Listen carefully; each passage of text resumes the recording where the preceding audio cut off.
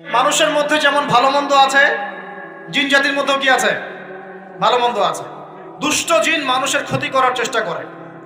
তো এখান থেকে বাঁচার জন্য প্রত্যেক দিন সকালে এবং সন্ধ্যায় 3 বার করে সূরা ইখলাস পড়বেন। কুল হুয়াল্লাহু আহাদ, আল্লাহুস সামাদ, লাম ইয়ালিদ ওয়া লাম ইউলাদ ওয়া লাম ইয়াকুল লাহু কুফুয়ান আহাদ।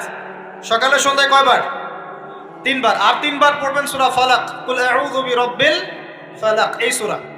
আর 3 বার পড়বেন সূরা নাস, কুল আউযু বিরাব্বিন নাস। এটা প্রত্যেক ফরজ নামাজের পর একবার করে পড়বেন আয়াতুল কুরসি, আল্লাহু লা ইলাহা ইল্লা হুয়াল হাইয়ুল কাইয়্যুম, এখান থেকে শেষ পর্যন্ত। আর কি করবেন? রাতের বেলা ঘুমানোর সময় পড়বেন সূরাতুল বাকারা, এর শেষের 2টা বা 3টা আয়াত, লিল্লাহি মা ফিস সামাওয়াতি ওয়া মা ফিল আরদ, এখান থেকে ফানসুরনা আলাল কওমিল কাফিরিন পর্যন্ত।